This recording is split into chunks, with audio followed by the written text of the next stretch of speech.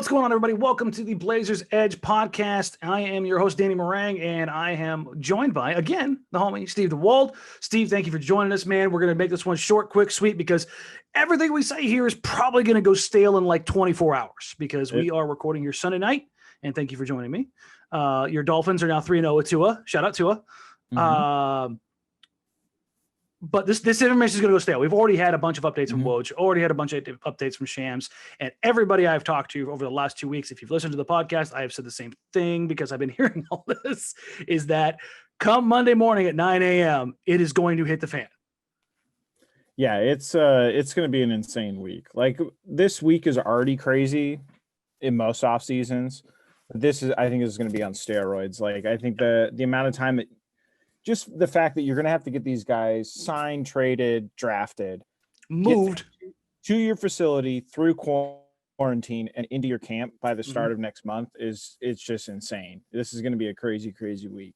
Yeah, they might as well, once they get their hat, wherever they're at, they might as well have their bags packed and be leaving for their destination so they can go sign their contract and get medicaled and passed into a local bubble, because that's what's going to end up kind of happening is these guys aren't going to be going out and doing their own grocery shopping, and they're not going to be going out to movies or anything like that. So we're going to get right into it. I got a couple questions as far as the draft is concerned, a lot of the same stuff. So if I don't call out your name specifically, I'm sorry.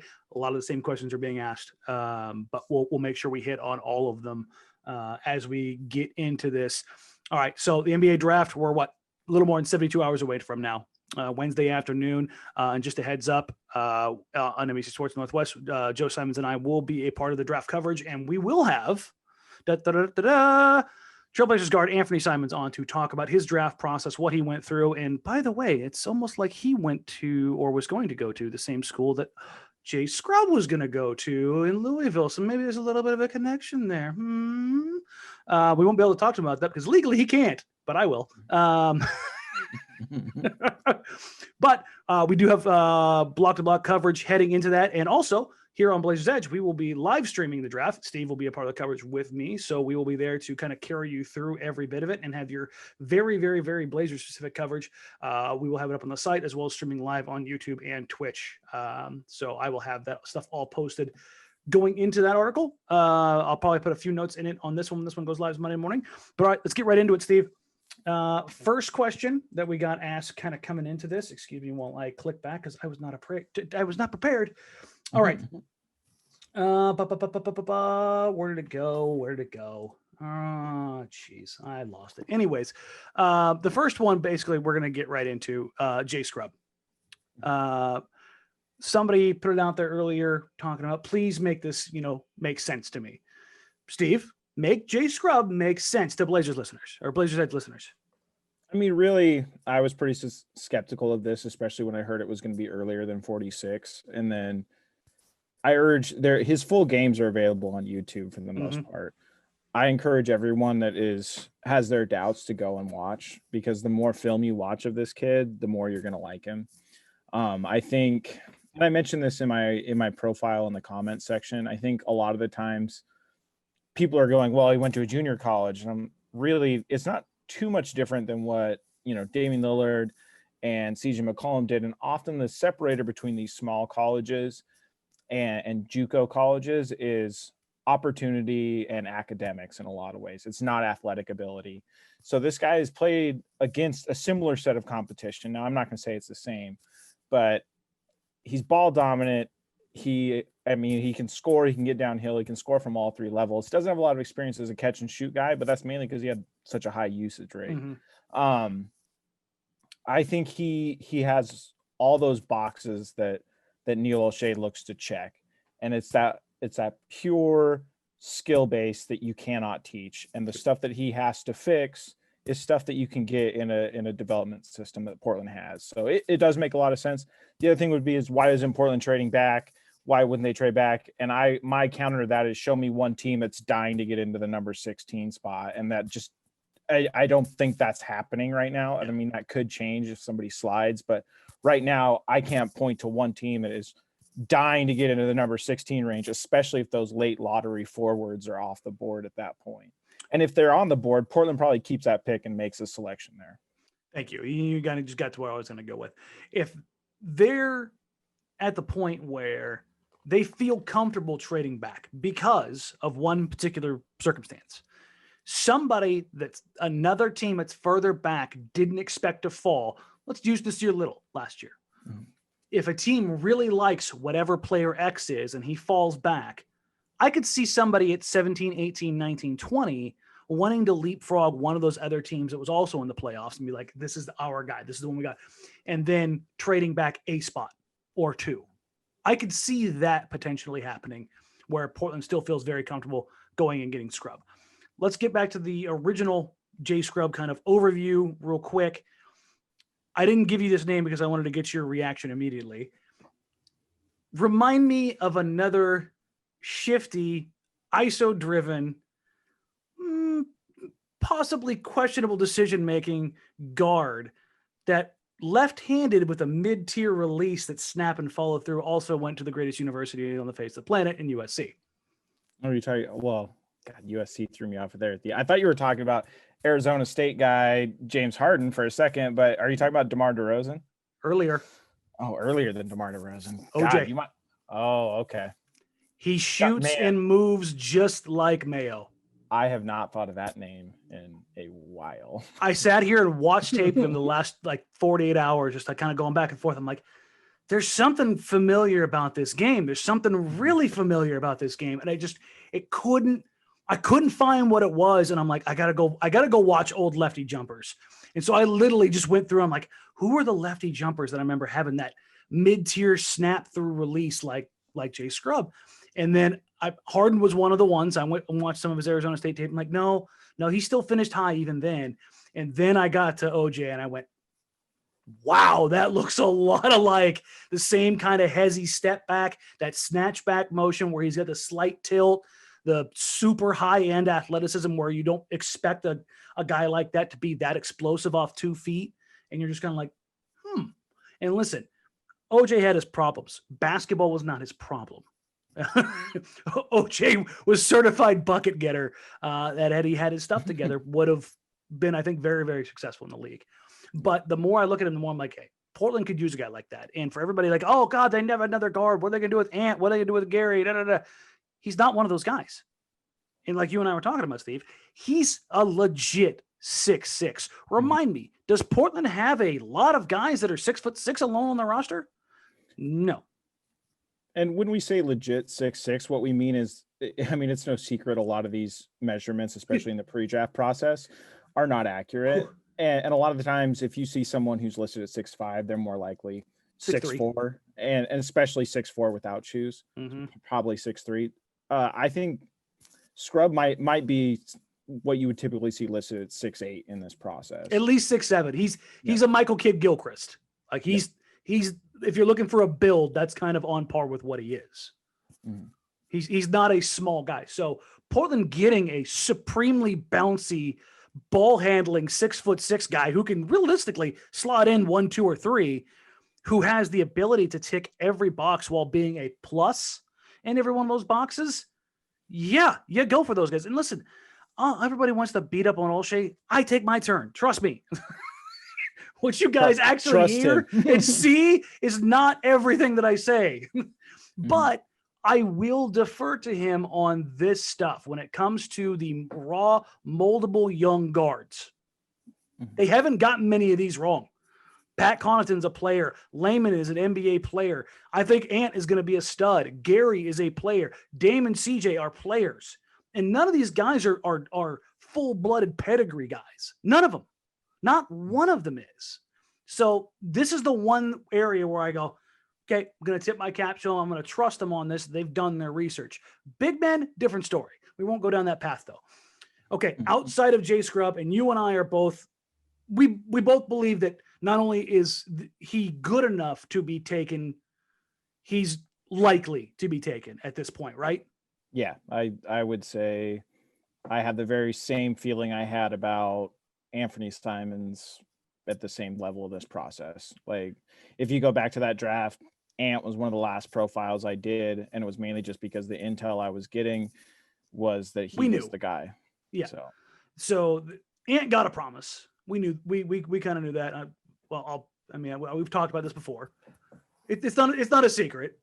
With Ant, just not to reveal too much, but I think it was more the promise of the team, the Lakers, select after the Blazers, that really prompted that pick. Yeah. So the Blazers knew what they had to do to go get him, and this kind of stuff happens all the time, guys. So I don't know if Scrubs got a promise, but I would venture to say that it's as strong a commitment as you can get right now. That's kind of the boat that I think we're sitting in. The Blazers, and particularly Neil Olshey and his staff, number one, they don't put anything out there. Number two, remind me how many Blazers smoke screens you've seen in the past with Olshey. Never. Mm-mm. It doesn't happen. If they bring a guy in multiple times, it's because they're looking at him. Hands down. They pretty much show their hand as far as this is concerned, but they try to control that by keeping as much of it in-house as humanly possible. All right, so now we've kind of hit on the story du jour, which we'll know here about a little bit. How do you think this draft is going to shake out? Kind of, let's go 14, 15, 16. Who, if it's not Scrub, then who? It could get really ugly for Portland at this pick in a real hurry, I think.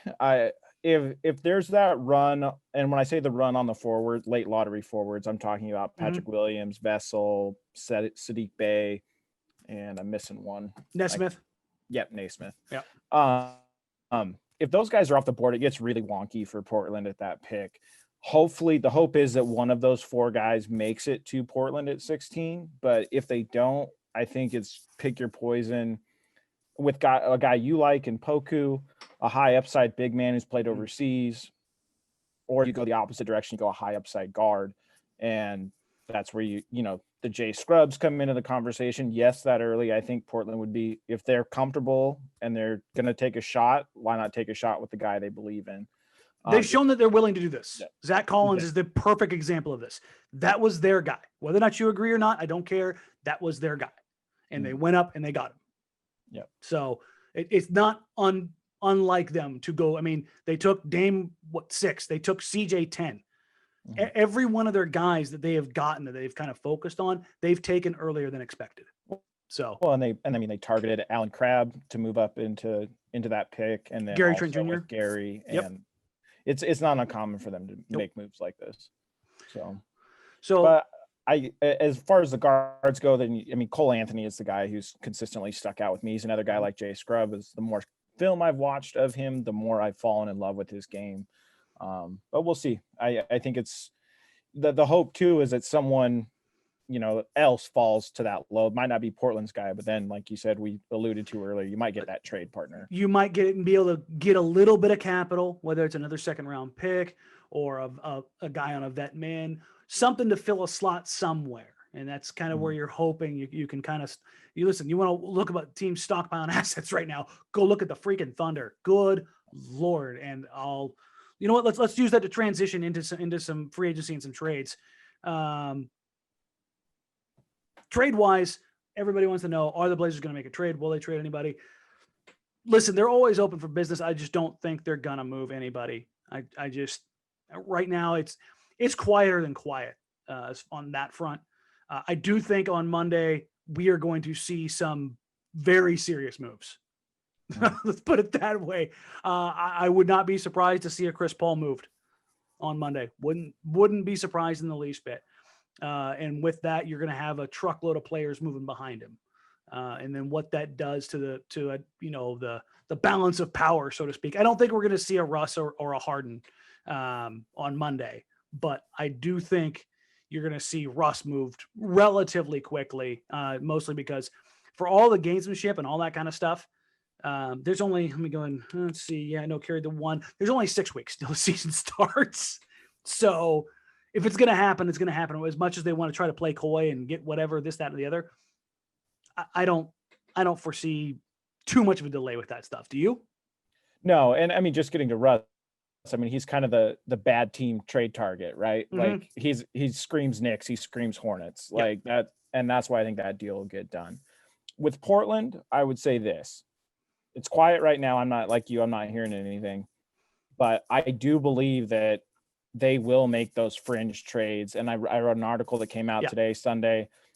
It's those typical guys that Olshey usually goes after. And I think this year won't be any different. Now, what they use to get those assets, it might be trying to cling on and get into a 3-way trade for some of these guys, but they're just high guys with untapped potential is basically what you're looking at. The typical guys that may have been linked to Portland in the past. That's why I put Hutchinson on that list. I mean, these guys aren't world beaters, but these guys have size in a lot of cases and have untapped potential, might not have been in a good situation where they previously were. So. Which Portland has tried to capitalize on regularly. And it's kind of leads me into this one. This is from Bob at Bob Bradstreet Racing. What would it take to get Lauri Markkanen from Chicago? I think him and the system with Damian CJ could be perfect. Yeah. Mm-hmm. A 4 that could stretch out every level and score, work in the pick and pop, pick and roll, play off of Nurkic. I mean, it's no secret I've wanted Lauri for a long time. Mm-hmm. My question, and you remember draft night when the Bulls took him, I was like, listen, if he can rebound and stay on the floor, great. But because I didn't think his athleticism would translate. He actually ended up being more athletic than I expected in the NBA. His problems have been 1, staying healthy, 2, Boylen. So yeah, and it's going to be a different world for him under Billy Donovan. Yeah. I'm kind of excited to see what he can do going back to Donovan's college days of what he David can do Lee, maybe him or a Horford role. Yeah. Or so he hasn't exactly been bad when you give him a 4-ish kind of guy, 4-5-ish kind of guy who can step out and knock down shots. Yep. I mean, the list of guys, Parsons, Lee, Horford, like, God dang. I mean, even Noah to an extent. Like, yeah. Noah couldn't shoot, but he could play make from the perimeter. He could play make from the perimeter and work in horn sets. Yeah. So what would it take to get Markkanen? I've still heard that his value has dropped. It's not like dirt cheap, but it's down a little bit. But the flip side is I don't think Arturas is going to flip anybody as far as the young guys, as far as Kobe, Wendell, and Lauri. Now, Levine, I've heard, is readily available. But beyond that, I don't think any of the kids are available at this point in time. But again, I would take Lauri here in a second. I think he would be a big time upgrade. You'd lose a little bit defensively for sure, but I think you'd gain a lot offensively, both in the short roll and the pick and pop and attacking on closeouts. Let's talk free agency for a second, because I know this is the big question too, because it's going to hit really early. I think the Blazers might have somebody kind of locked in because everybody is talking about all of the deals basically for the guys who matter are already for the most part done. This is the 1 year where the NBA's just kind of putting on the blinders and letting the tampering occur behind the scenes because the shortened timeline. I'm not sure who it is, even if it exists right now, but I would assume that Portland is very much locked in on a particular guy who's going to fill a position of need, which is going to be at the 3-4. I don't think that Melo comes back. I've been on that train for quite some time. He came here, he increased his value, made it look better than it did in Houston and OKC. Now he can go back home to New York if he wants to. He's got his former agent there. The Knicks are trying to build somewhat of a culture there. Or hell, maybe he goes to Brooklyn and comes off the bench for those guys. I don't know, but I just don't think he's going to be here. I don't think he features into Portland's plans. And I think Portland is much more interested in seeing what Zach Collins has at the 4 and bringing in a guy that's a 3-4 type. I don't think they're trading for a Gordon Hayward. I don't think Millsap is exactly what they want. I think Ibaka is a guy that was definitely makes sense, but I think he ends up going somewhere else. They're not going to bring back a guy like Turner to be a starter. And I don't think any of the Morrises are going to fit quite right. And I don't think they're going to bring Mo back in that reserve role. So I think that kind of leaves you with, and I don't think Otto Porter Jr. is going to opt out. I think it leaves you between guys like Gallinari, a guy like Jay Crowder, maybe a Josh Jackson. I think those are kind of the guys that you're looking at, and all three are in unique situations. Josh Jackson kind of drove his value up in a rehab project in Memphis, did really good, and was it 13 games as a starter, filling in when Jaren kind of tweaked his knee before, the bubble and kind of getting into that. Crowder obviously was on the Heat, looked incredibly good, as Jay Crowder does in contract years. Jay Crowder contract years are fantastic, let me tell you. Swinging up 3 to the 4. I know a lot of people kind of think, oh, he's a 3. He played almost 90% of his minutes at the 4. So for everybody kind of wondering, he's only 6'6", he's only 6'7", I don't care. He's gonna if Portland signed him, he'd play the 4. And then you look at a guy like Gallo. Does he take less money to come here because the MLE is not going to be enough, in my opinion, to get him? But well, I mean, if you want to read between the lines and go, hey, Nurkic is talking to him on Twitter, if that actually matters.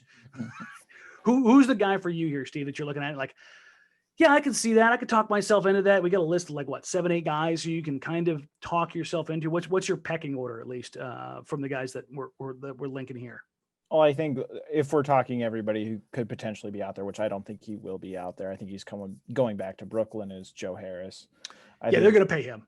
Yeah, I think he, just for a fit wise, if he potentially did become available, just what he brings offensively is kind of what they've always wanted. He's what they've kind of always targeted with that offense, floor spacer, can do a lot more than what meets the eye. Plays defensively actually a lot better than people think. He really hard defensively, and surprisingly played a significant amount of minutes from power forward to shooting guard in the last couple of years, which is crazy when you start thinking about it.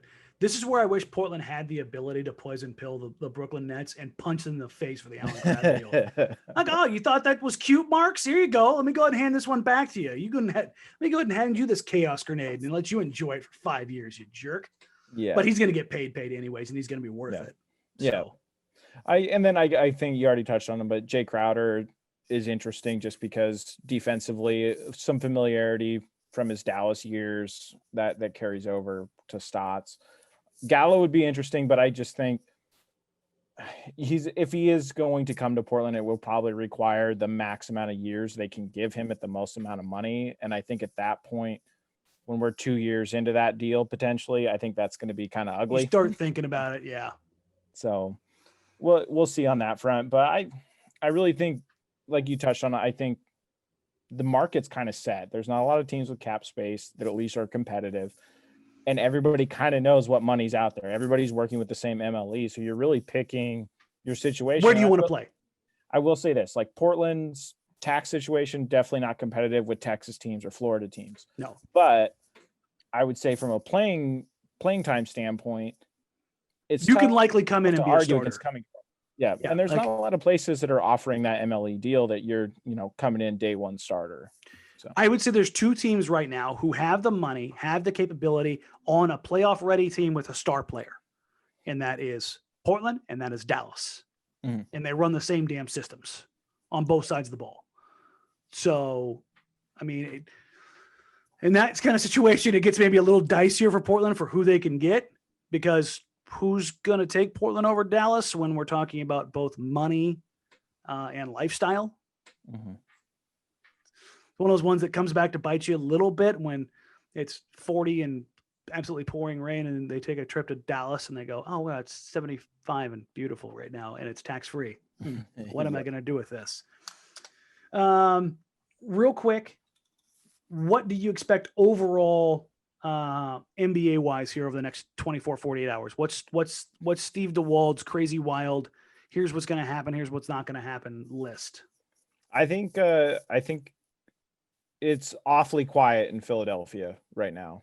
And I think they could get real crazy. Like, they get a little spicy. Morey's going to do something to put his stamp on that team. And it could be, I think that's the one I'm watching. I think also it'd be interesting to see if Morey can torpedo or complicate more things for the Rockets through other moves. I think that's secretly what I'm rooting for. Oh, I think we're all rooting for that. Let's be honest. So, and then also, just personally, I think there's a good chance we're going to see some former beloved Blazers end up on some teams that we really don't care for. I think the LaMarcus Aldridge to the Warriors thing sounds like there's real legs to that. There's a lot of stuff out there on that. And then I also think, the Lakers probably make the Danny Green move, knowing that Wesley Matthews is probably a pretty big contender to come to LA. Yes. And for those not aware, at the time of us recording, Wes has just opted out of his player option, which makes him an unrestricted free agent, which at this point in his career, Wes firmly ticks every box of the 3-and-D ring chaser, which all the power to him. For him to come back from the Achilles injury, God bless him. But I really hate to see the Lakers pick up both Schroeder and Wes by giving up Danny Green in the 28th pick. That bothers me. It's like they just got better. Really? For less money? How the hell does this happen? Oh, that's right. It's Los Angeles. Yeah. I think a big underlying theme here that everybody keeps trying to hammer home is continuity. And Portland's been hammering this really the entire Damian Lillard era. There's going to be a lot of that. There's going to be guys that are healthy. This roster should be fully healthy now. There's no Nurk coming back from a broken leg. Hood should be back. He was greenlit in August as far as, full resumption of basketball activities.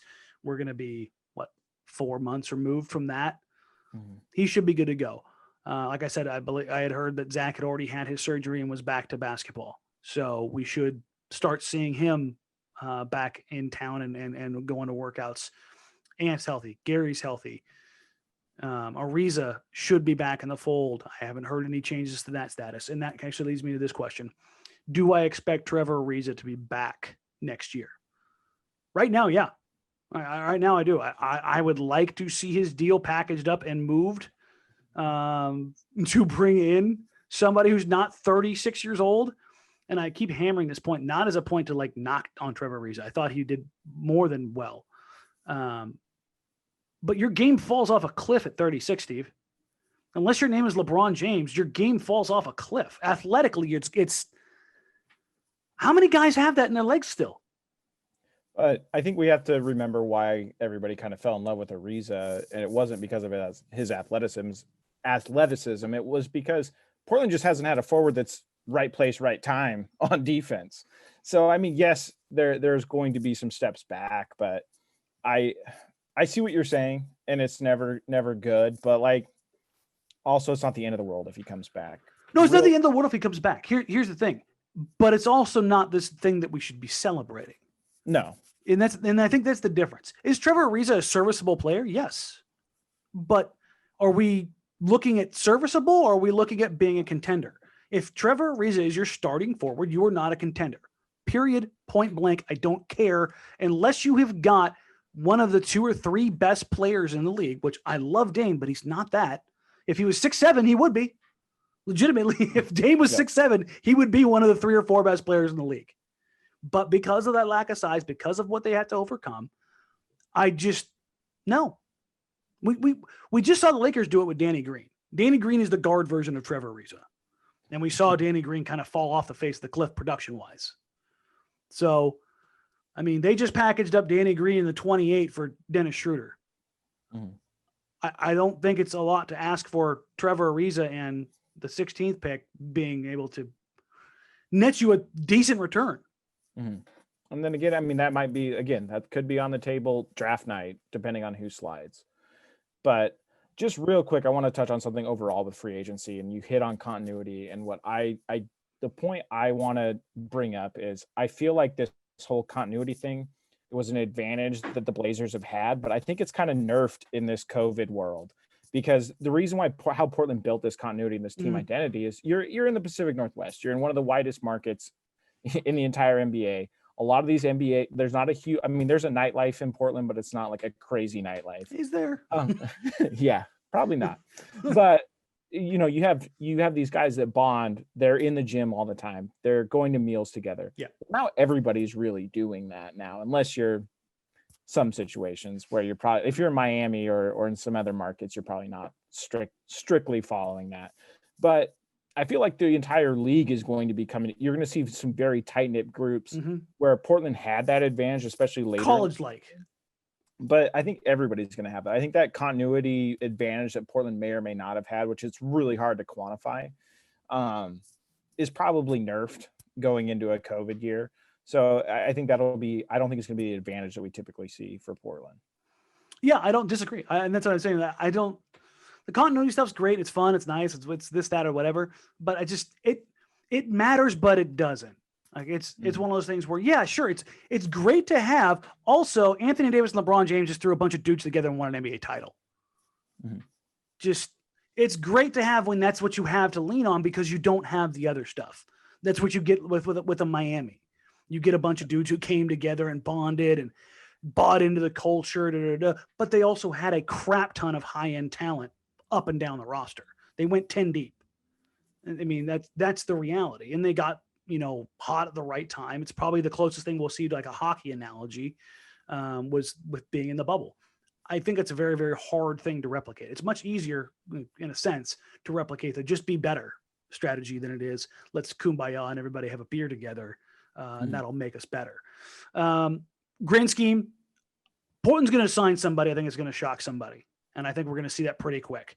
I don't think they're going to make a trade. I shouldn't say that. I don't think they're going to make a trade of consequence. They're going to move some guys around the periphery.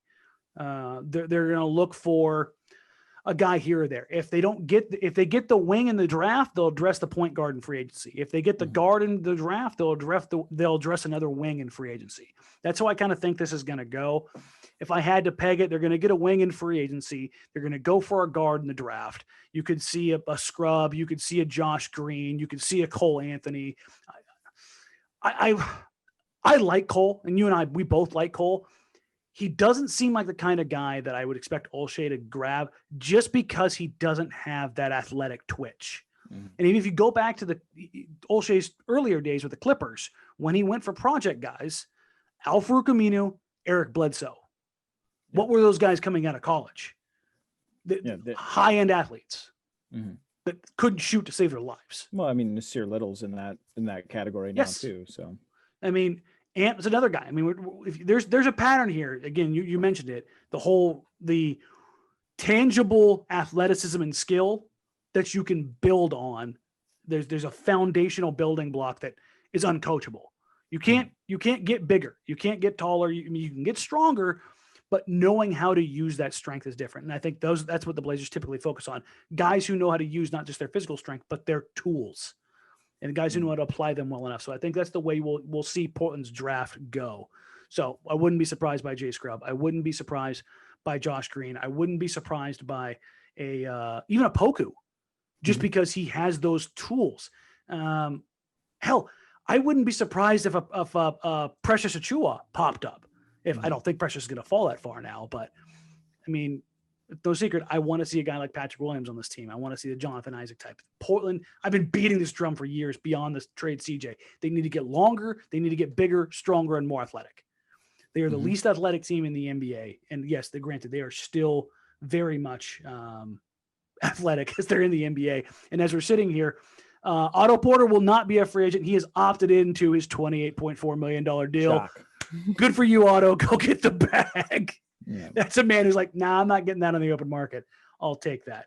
So that takes one more guy off the board, but that was kind of an as expected. And we'll see what happens with Ariza's option. I believe his was the 21st. If I'm trying to remember right, there was. I don't know if it's an option. I think it's just non-guaranteed money. I'm sorry, yes, but they still have to. Oh yeah, guarantee the team has to. Yeah, I think it was the 21st or 22nd that they had to guarantee it. I can't remember what it was. There was a press release that had everything on it.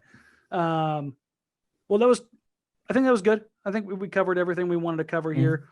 I kind of bailed on the question just because I wanted to make sure we got grand scheme of things. You know what? I'm going to work this one in. Joel at Mr. Riolius. I don't know, man. Some of your guys' handles are weird. Choose your name. How close is Trent Jr. to being a starter level player, and what's needed his game to push the selection? Where do you sit on Mr. GTJ? He's already a starter level player in the NBA. So yes. That's what I see. I think just because a guy like CJ McCollum's in front of him, that's the only reason he's not a starter right now. I think it's just for next year, I think you just got to prove that the bubble is for real, which I think it is. I think it's not like it came out of nowhere. I mean, granted, that shooting percentage is probably going to come down, or it's going to come down. But all the building, he's going to be a career 39% 3-point shooter. Yeah, he's going to be right around 40 his whole career. I think it's just he's got to show he's consistent on defense, and teams are going to game plan for him a little more, and that's always a learning curve. But I think he's going to be fine. I'm with you. I mean, I mean, I've been riding the Gary Trent Jr. train for a long time. When we had him at Hoop Summit, I was like, I had him, Mo Bamba, and Jared Vanderbilt that I picked out of those guys who I thought had no doubt NBA ready skill sets. Gary's shooting, Vanderbilt's passing, and Bamba's shot blocking. All three of those things still are true. It's just that Vanderbilt can't shoot and Bamba can't stay on the court because he's a walking foul. real quick, because we got to make sure we tag this in the article. Damian Lillard, couple shrug emojis about Giannis coming to Portland in Dame time. Yeah. No, I'm not gonna touch it. I got too much. There's so much other real stuff going on with this team that's where I'm focusing my energy. Like once the draft's over, I can go down this road probably. But where was this tweet 2 months ago? Yeah, exactly. It's one of those things where like you couldn't tweet this out, mid-April. Come on, man. Yeah, but I do love the tampering though. I am pro tampering when it's favorable for Portland. Mm-hmm. I mean, it'd be unreal, but because it is unreal. So yeah. I think, I don't know. It was going to be. Allow yourself to dream, Steve. See, guys, I am not always Debbie Downer. I like nice things. Steve doesn't like nice things. This is what we get to. So yeah, paint me as the pessimist. Yeah, because that's exactly how our private conversation goes. I mean, it'd be on par with Kareem leaving Milwaukee at this point. Poor Milwaukee, man. So we'll see. I mean, you almost want to shake Milwaukee and go, yeah, do it. Well, you can still get value. Give them the Billy Madison speech, don't ever leave. But I don't know. I just don't know. I think you just got to hold on, save face, try to pay him as much money as you can and ride it out. Do what you can. Yeah. Cause if you trade him, you can't. It'd be like trading Dame. Unless he came to you and said, trade me. Real quick. I want to touch on something that you said that. Clyde. Now is the time of the year to be very cautious of where you're getting your trade rumors from, because there was a story that was shared on Bleacher Report where it was, I don't know even what team it was, and it's from a tweet from somebody who took another article that someone just gave a hypothetical trade. And they aggregated the aggregation of aggregators. And that's how you end up with that. So when you lean over or you're someone in my contact list that sends me that stuff, you are going to get a livid reaction from me. So just be very careful. Look for sources, follow Shams, follow Woj, the official accounts. Mark Stein, look for the blue check mark. And now like people are crafty nowadays. They put a little symbol next to it where a quick look, you're going to think it's a blue check mark. Make sure it's a blue check mark. Just be very careful. If it sounds like BS, it's probably BS, but who knows? I mean, there's going to be some big names out there, but it should at least make some sense when you see it. And making some sense is what we try to do here on the Blazers Edge podcast. And thank you for joining me, Steve. Appreciate you hopping on. It is now time to wrap things up. And just a reminder, folks, like, rate, review, subscribe. Megaphone FM, who is where we host our podcast, was just purchased by Spotify. So it's all going to kind of roll together. And if you didn't know, we're already on Spotify, but I expect our presence to be a little bit larger there kind of going forward. We're also on iTunes, Stitcher, basically anywhere else you need or want to find a podcast. Please like, rate, review, subscribe. Thank you for listening. Thank you for being a part of this. It's going to be a wild 24, 48, 72 hours as we get into the draft and into free agency and everything else that kind of comes with that. This is going to move way faster. So stay tuned for that. We will have the draft show live stream. Steve Dewald, a couple other guys from Blazers Edge, and we're going to try and get a few other guys that specialize in pro scouting, college scouting, have them be a part of the show as well. Pop in, talk about some potential prospects, and just kind of all collectively bite our nails together as the picks move closer to 16. And then once it happens, celebrate, enjoy, or watch me face plant into my keyboard like I did in 2017, except for it wasn't a keyboard. It was a hard wooden table and a lot of beer. Thanks for joining us, man. I will now begin the process of editing and getting this to you so it's ready to go early in the morning. Thank you, everybody. We will catch you guys later. Again, like, rate, review, subscribe, do all of the things. Find us on YouTube. Find us on Twitch. Stitcher, iTunes. Man, I'm trying to make this thing as accessible and easy to find. So just find it and like it. Thank you. Bye.